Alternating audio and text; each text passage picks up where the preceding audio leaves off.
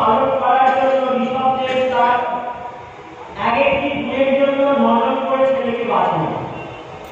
তাহলে কয়জন ছেলে হলো? ব্রাহ্মণের 9টি গুণ, প্রত্যেকটি গুণ পালনের জন্য 9 জন করে ছেলে। তাহলে কয়জন ছেলে হলো? 81 জন ছেলে। 9 9 81, 100 থেকে 100 কত লাগে? 19টা ছেলে। তো এই 19 ছেলের মধ্যে 9 জনকে তিনি রাজা করলেন। 9টা দ্বীপে রাজা করলেন, জম্বুদ্বীপকে 9 ভাগে ভাগ করে রাজা করলেন। বাকি কজন থাকে? 10 জন ছেলে, 10 জন বাকি। 9 জন ছেলেকে বললেন তোমরা সাধু হও। 9 জন তারা সাধু হয়ে গেল। বাকি কজন? 1 জন। বড় ছেলে বাকি হইল, বাবার দিকে তাকিয়ে আছে যে সবাইকে সব কিছু করে দিল, আমাকে আবার কিছু দিল না। বড় ছেলেকে বলল তোমার ভাইরা সব ঠিকঠাক ভাবে রাজ্য পরিচালনা করছে কিনা, তোমার ভাইরা সব ঠিকঠাক ভাবে নিজের নিজের ধর্ম পালন করছে কিনা সেইগুলি লক্ষ্য রাখার দায়িত্ব তোমার। তোমাকে আমি এই জম্বুদ্বীপের মধ্যে আর্যাবর্তের মধ্যে একটা জায়গা দিলাম। তোমার নাম কি? তোমার নাম ভরত। তাই তুমি যেখানে থাকবে সেই জায়গার নাম ভারতবর্ষ। বলে ভারতবর্ষ কি, ভারত মাতা কি। আমাদের ভারতবর্ষ, ভারত আমার ভারতবর্ষ, স্বদেশ আমার স্বপ্ন। সেই ভারতবর্ষের রাজা হলেন ভরত। তার ভাইদের উপর নজর রাখতেন, ভাইরা ঠিকঠাক ভাবে নিজেদের ধর্ম পালন করছে কিনা সেই কাজে তিনি মনোযোগ রাখলেন। তাহলে 81 জন হলেন ব্রাহ্মণ, 9 জন হলেন সাধু, 10 জন হলেন ক্ষত্রিয়। ক্ষত্রিয় বাবা, তার 81 জন ছেলে ব্রাহ্মণ, 9 জন সাধু আর 10 জন রাজা ক্ষত্রিয়। এই ভরত রাজা যেখানে রাজত্ব করলেন তার নাম ভারতবর্ষ। সেই ভারতবর্ষে থেকে তিনি রাজত্ব করতে করতে তার হঠাৎ মনে হলো এই সংসারে থেকে আর ভালো লাগছে না, এই সংসার ত্যাগ করে দেওয়া উচিত। তাই তিনি সবকিছু ত্যাগ করে একটি কৌশিক ধারণ করে মাত্র জঙ্গলে চলে গেলেন।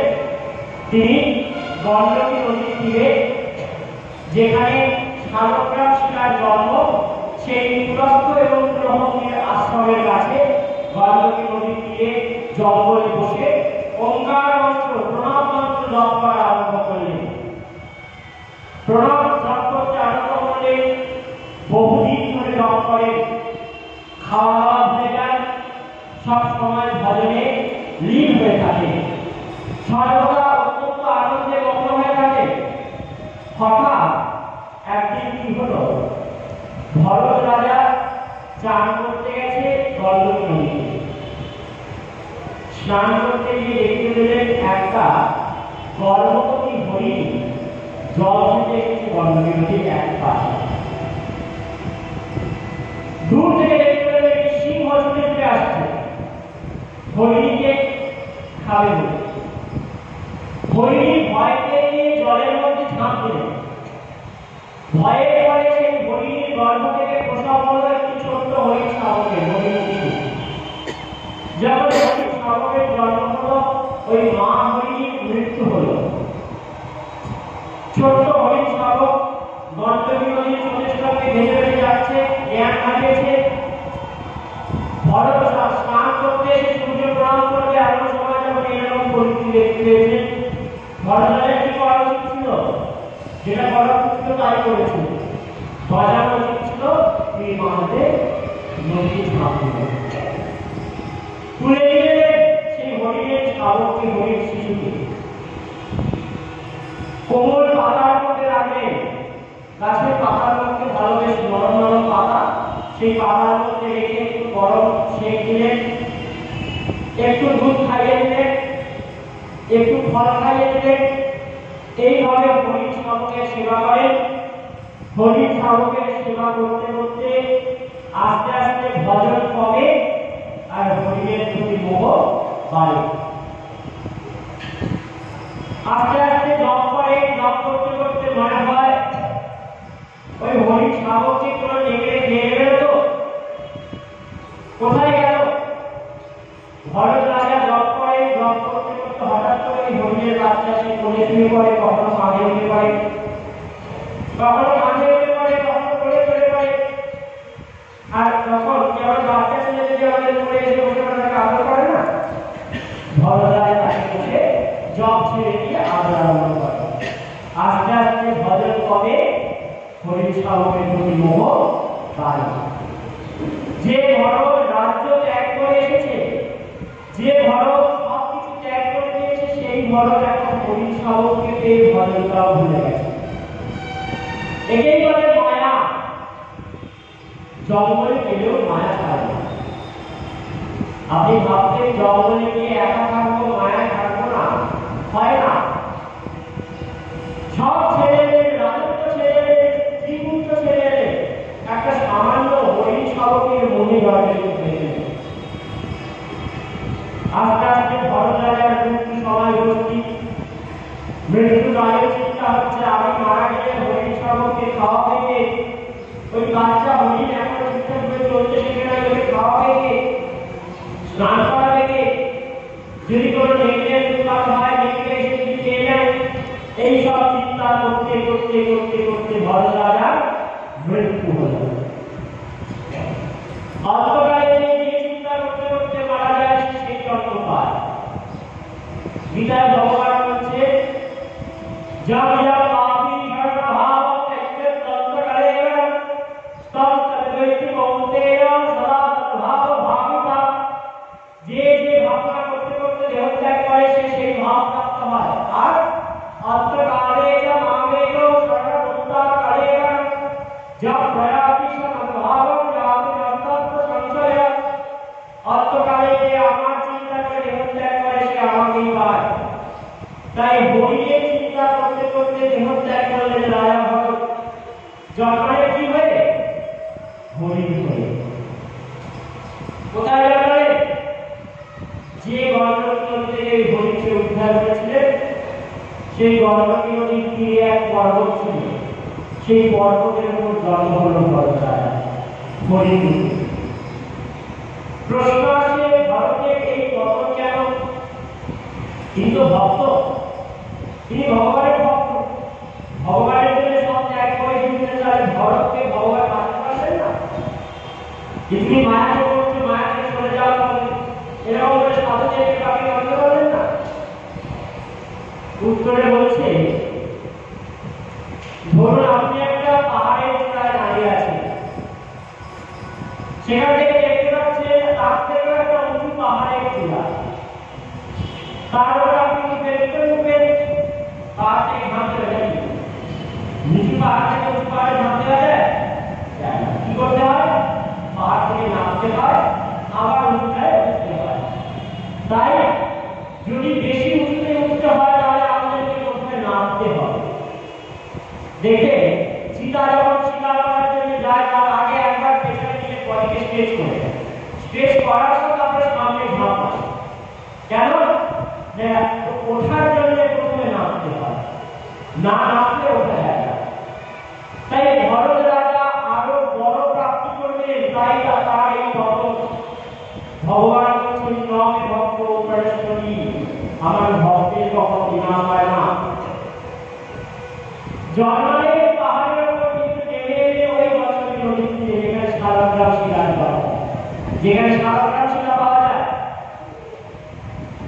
জন্মালে তো হরিণ হয়ে কিন্তু সব কথা মনে রইল যে আমি আগের জন্মে একটা হরিণের প্রতি মোহ করে হরিণ হয়েছি।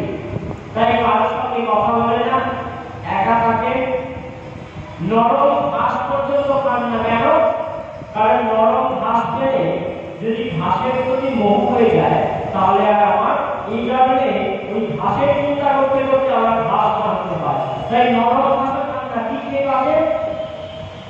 পুরস্কার পুরস্কের আশ্রম। সাধুগণ প্রসাদ খাওয়ার পর একটু কথা ফেলে যায়, সেই শুকনো একটু কথা খান।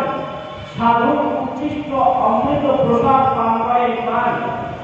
6 মাসের হরিণ জন্ম, 6 6 মাস বয়সে গণ্ডকী নদীতে নামিয়ে সেই হরিণ ভরত দেহ ত্যাগ করলেন। এরপর জন্ম নিলেন একজন ব্রাহ্মণের দিকে, কিন্তু পূর্বের সব কথা মনে আছে। তাই জন্মের পরে কিন্তু কোনো কথা বললেন না। বাবা মা ভাবলো এই বোবা গালা হয়েছে, বোবা গালা। বাবা অনেক চেষ্টা করবে যে ছেলেকে একটু ব্রাহ্মণ তো একটু গায়ত্রী মন্ত্র শেখায়, একটু পূজা শিখিয়ে দিই, যাতে পুজো করে একটুবার জন্মানের পুজো করে অন্তত খেতে পারে। কিন্তু কোনো মতে তার কোনো কিছুতে ইন্টারেস্ট নেই, কোনো কিছুতে চাহিদা নেই। শিখলেন না, যে এমনকি গায়ত্রী মন্ত্র পর্যন্ত করলেন না। ব্রাহ্মণের কিছু গায়ত্রী করা কিন্তু তিনি গায়ত্রীটা বললেন না। কেন? আমি ব্রাহ্মণ, এই অহংকার যদি আমার মধ্যে চলে আসে তাহলে আর আমার ভগবানকে পাওয়া হবে না।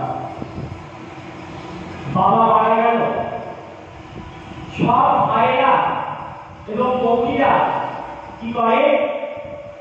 ভরতকে ভালো করে খেতে দেয় না, বোবা গালা তো, কেউ দেখাতে ছায় মুখে বুঝে দেয়, বাসি খাবার মুখে বুঝে দেয়, কেউ তার দিকে নজর দেয় না। তিনি ওই শুধু ভগবানের ভজনে ডুবে থাকেন সব সময়। হঠাৎ একদিন ডাকাত দলের এক সর্দার কালী পুজো করছিলেন।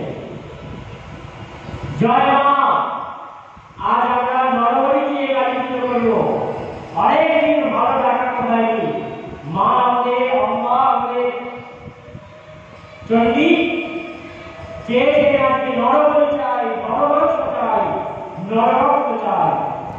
তাই ডাকাত দলের সব লোকেদেরকে বলতে যাও, তোমরা সবাই মিলে একজন মানুষকে খুঁজে নিয়ে এসো, ডাকাতকে বলি দেওয়া।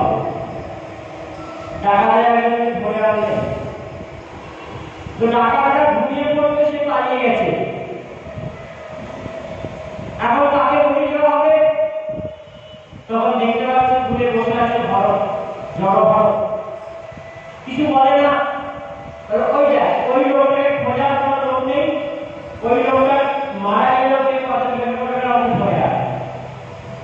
সবাই মিলে ধরে আনলেন ভরতকে। ভরত নিকা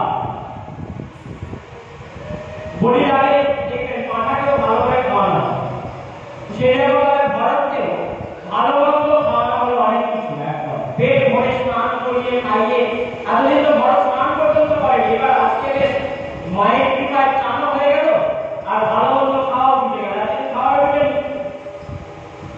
তো খাওয়া দাওয়া হলো, ভরতকে বলা হলো, সবাই টাকাটা বললেন, এই সর্দার বলেছে বলি দেবে, বলি নরকে নিয়ে এসো, মানুষকে নিয়ে এসো।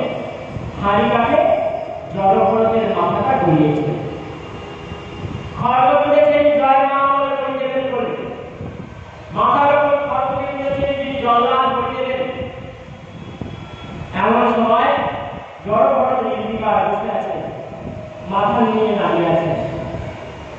খড়গ দিয়েছেন বটে, এমন সময় মৃন্ময়ী মা, সাক্ষাৎ জগদম্বা অম্বিকা, সেই মৃন্ময়ী মা চিন্ময়ী রূপ ধারণ করলেন, আর সর্দারের হাত থেকে সেই জল্লাদের হাত থেকে সেই খড়গ কেড়ে নিয়ে সমস্ত ডাকাতকে বধ করলেন এবং সবাইয়ের মধ্যে সেই জড়ভরতকে রক্ষা করলেন। ভগবান বলছেন, নবে ভক্ত প্রণশ্বরী, আমার ভক্তের কখনো বিনাশ হয় না। বলে জগতের মা অম্বিকা কি জয়, ভদ্রকালী মাইয়া কি জয়। সেই ভদ্রকালী মা কে ভরতকে রক্ষা করলেন। ভরত নির্বিকার হয়ে চলতে আরম্ভ করেছেন। দেখুন, একেই বলে ভক্ত। মা যে বাঁচালো, মাকে একটা প্রণাম করলেন না। কেন? কারণ তিনি জানেন যে আমি যে পরিস্থিতি পরিস্থিতি মারা যাওয়ার হয় আমি মারা যাব, আর যদি আমি রক্ষা পাওয়ার হয় আমি রক্ষা পাবো। তাই মা ভারতকে সে রক্ষা করলেন সেই ভরতকে। আজকে একদম জড়ভরতের খাবার খাবার ছিল, ভালো করে খেতে দেবেন, গিয়ে বসলেন একটি গাছতলায়। একজন রাজা পালকিতে করে যাচ্ছেন কপিল মুনির সঙ্গে দেখা করবেন বলে। সৌদি দেশের রাজা নাম রঘুপত। হঠাৎ একজন পালকি বাহকের শরীর খারাপ হলো। তিনজনে যাওয়ার পালকি বাহক চারজন হয়ে ব্যালেন্স ওয়েটটা ব্যালেন্স এদিকে দিল ওদিকে দিল। রাজা বললেন একজন লোক দিলাম পালকি বাহক বেড়ারা সবাই মিলে ভরত বসেছিল তাকে বলে ওর গাড়ি বল চেহারা ভালোই ছিল কে এসেছে তাই তিনি পালকি করে নামিয়ে দিলেন। সবাই যাচ্ছে একটা মানে একটা রিজিতে ওরা পালকি চালায়, পালকি নিয়ে সবাই মিলে যাচ্ছে। ভরতটা সেরকম ভাবে যায় না, পায়ে তলায় যদি একটা পিঁপড়ে পড়ে বাকিরা পিঁপড়েকে মারিয়ে চলে যায়, কিন্তু ভরত কি করে সেই পিঁপড়েকে বাঁচিয়ে বাঁচিয়ে পা ফেলে যাবে। তাই পালকির মধ্যে অসামঞ্জস্য দেখা যাচ্ছে। রাজা বারবার নড়ছে ভেতরে, পালকি যখন নড়ছে রাজা কিন্তু নড়ছে। রাজা চায় গেলে ঠিকঠাক পালকি চালাও। সবাই বলছে রাজা হচ্ছে আমরা ঠিক চালাচ্ছি, এই একটা নতুন রোগে ভুল করছে। এমন সময় একটা বিরাট বড় তুলসী গাছের বাগান করবে, বাকি সবাই পা মারিয়ে চলে গেল। ভরত কি করলেন তুলসী গাছের বাগান করে লাভ দিলেন তুলসী গাছের ওপর দিয়ে। ভরত লাফালে পালকিও লাফালো, ভেতরে বসে থাকা রাজাও লাফালো, রাজার মাথা দিয়ে লাগলো পালকি ছাদে। ফলে কি হলো রাজার মাথায় আঘাত লাগলো পালকির ছাদ। রাজা রেগে গেছেন, বলে কে তোকে আজকে শাস্তি দেব, তোকে আজকে বধ করবো, জানিস না আমি রাজা। এরপরে রাজা বেরোচ্ছেন, এমন সময় জলভরত এতদিন কোনো কথা বলেনি, এতদিন সারা জীবন চুপ করেছিলেন, কিন্তু জলভরত এতদিন পর প্রথম নিজের মুখ থেকে শব্দ বার করলেন, রাজা কে কাকে শাস্তি দেবে, কে রাজা কে প্রজা। যখনই এমন কথা বলেছে সঙ্গে সঙ্গে রাজা পালকির পর্দা সরিয়ে বেরিয়ে এসে দেখতে পাচ্ছে একজন ব্রাহ্মণ। ব্রাহ্মণদের ভয় করছেন রাজা, চরণে পড়লেন, রাজা তুমি বলছিলেন আমায় শাস্তি দেবে, তুমি তো আমায় শাস্তি দিতে পারবে না। রাজা আমি কেন পারবো না, তুমি শাস্তি দিতে পারো এই দেহটাকে। পালকি কে হয়েছিল বলে কেন আপনি, বলে দেখো রাজা আমার পায়ে পাতা আমার হাঁটুকে বলছিল, আমার হাঁটু আমার উরুকে বলছিল, আমার উরু আমার কোমরকে বলছিল, কোমর কাঁধকে বলছিল, কাঁধ আমার পালকিকে বলছিল, পালকি তোমাকে বলছিল। তাহলে রাজা বলকে শাস্তি কাকে দেবে, পাকে দেবে, কোমরকে দেবে, কাঁধকে দেবে, কাকে শাস্তি দেবে? যাকে শাস্তি দেবে তাকে দেবে না। রাজা বুঝতে পারলেন উনি কোনো সাধারণ ব্যক্তি নন। রাজা চরণে উপস্থিত হলেন, প্রণাম করলেন, যে ঋষিবর হে ব্রাহ্মণবর আপনি আমার উপদেশ দিন, কি করলে ভগবানকে পাওয়া যায় আপনি আমার উপদেশ দিন। ভরত রাজা বললেন, জড়ভরত বললেন, রঘুবরম তৎপরসান জাতিনা নিত্যয়া নির্বাণানি জ্ঞানবান সন্তোষী নৈকজনানি সুরী বিনা মত পদরজো বিশেকম। হে রঘুবর তুমি যা ইচ্ছা করে নাও, মহতের চরণধুলি ছাড়া বৈষ্ণব চরণের তাহাতে ভূষিত তরুণ যাহা হইতে উপমান হয়, সেই বৈষ্ণব চরণধুলি যতক্ষণ না পর্যন্ত অঙ্গে মারতে পারো ততক্ষণ পর্যন্ত কোনো কিছুর মাধ্যমে প্রেম পেতে পারো না। ধর্মোর নিত্যানন্দ অতিমোর গৌরচন্দ্র প্রাণোর জীবন কিশোর অদ্বৈত আচার্য বল গদাধর গৌরকুল নরহরি বিনাশয় মন। বৈষ্ণবের উচ্ছিষ্ট তারে মোর ধর্মিষ্ঠ, বৈষ্ণবের নামের উল্লাস। রাজা সেই বৈষ্ণব চরণধুলি আমাদের আশ্বাস, সেই মহৎ পদরাজে আমাদের আশ্বাস, সেই মহৎ পদরাজে অভিষিক্ত হওয়া ছাড়া জগৎ থেকে উদ্ধারের কোনো উপায় নেই। রঘুবরকে সংসার অরণ্যের বর্ণনা করলেন রাজা ভরত, জড় ভরত। এরপর জড় ভরত যখন দেহান্ত হল তখন সেই ভগবানকে তিনি প্রাপ্ত হলেন। জড় ভরত বলেছিলেন রাজা ভরত, হলেন হরিণ ভরত, তারপরে বড় ভরত, এবার হলেন ভক্ত ভরত। বললেন ভরত